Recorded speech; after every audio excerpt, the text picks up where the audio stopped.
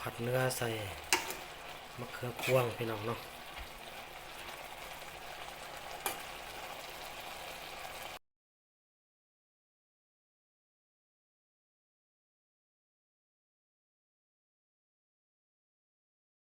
สบายดีพร้อมๆไปมื้อนี้เราจะบีมาหั่นจันแซ่บมาสู่พี่น้องนะเด้อมื้อนี้ผัดมะเขือพวงใส่เนื้อหมูพี่น้องผักหอมกับแก้มเนาะมะเขือพี่น้องเนาะผัดข้าวเหนียวร้อนพี่น้องนะอะไรจะหาพี่น้องมากินข้าวนำกันก็ต้องเข้าไปเด้อพี่น้องเด้อมีเสียงรบกวนหน่อยพี่นี่จากเสียงมาฮอนจากเสียงเป็ดเสียงไก่น้อยเสียงรถไกลทางแล้วพี่น้องเฮือนตึกแคม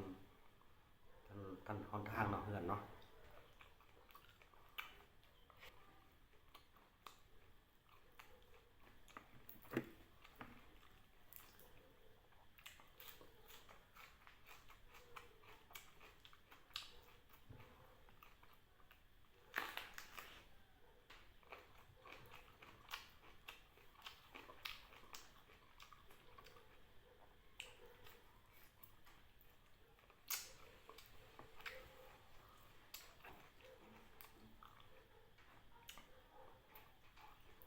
มะเขือพวงเนาะเขือพวง